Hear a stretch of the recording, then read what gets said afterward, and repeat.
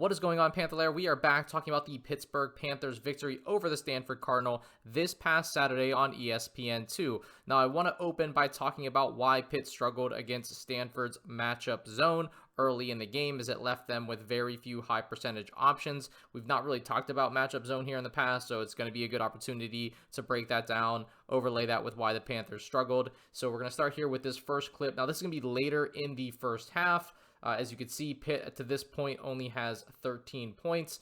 And the key to the matchup zone here is it's going to have 2-1-2 zone principles that's also going to blend man. So the key here for them is they want to keep Maxime Renaud, their 7'1" guy, in the middle of the paint at all times, while allowing there to be some man principles and some flexibility in terms of potentially switching while they're off the ball. So this is going to ensure that they always have their biggest player in the middle of the paint. That is central to this. So anytime Pitt was trying to get some of their actions going, you could see how they're in this zone shell, and now you have Lowe driving against a very deep drop, right? So this is going to either invite a jump shot of sorts, and I think, Stanford probably willing to live with the fact that Lowe has not been shooting the ball super well here, or you're going to have definitely a contested layup. The other thing, too, is if Cam Corrin begins to roll here, he's definitely going to get, more in a short roll situation, which we know Jeff Capel said that he's comfortable with, but he's not going to have any long rolls to the rim when he's going to get basically tagged the minute he goes into Renaud. So we're going to play this out, and that's pretty much what happens. So Lowe's going to drive into size. Corrin is going to crash through here. He's going to get picked up immediately, so this would definitely be in that short roll variety. And he makes a nice pass here to Lowe, but again, when you have size underneath here, Lowe struggling with finishing, he is not going to make this layup. Now, this is just a little bit later. Same type of thing. You can see Stanford again in that 2-1-2 matchup zone.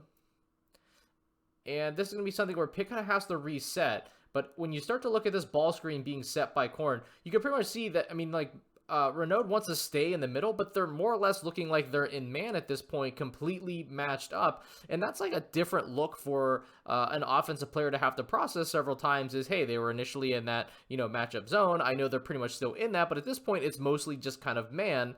And so when this ball screen gets set, though, like, again, we're going to have this deep drop that Lowe's going to have to try to drive into, misses the floater, or if that's a pass to Corrin. And then Corrin ends up not making the shot here at an awkward angle, and Guillermo Diaz-Graham, who really had an awesome night, makes a heads-up hustle play here, and Corrin does end up getting a little floater.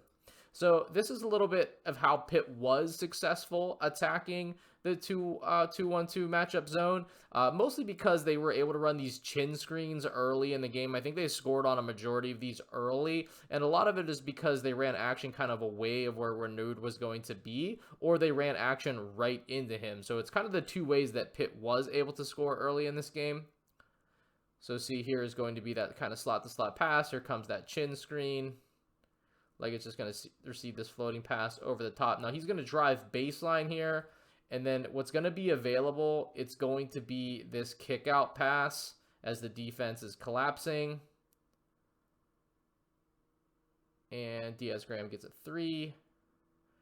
And then, again, one of the ways that they're going to have to attack this again, that 2-1-2 type of principle.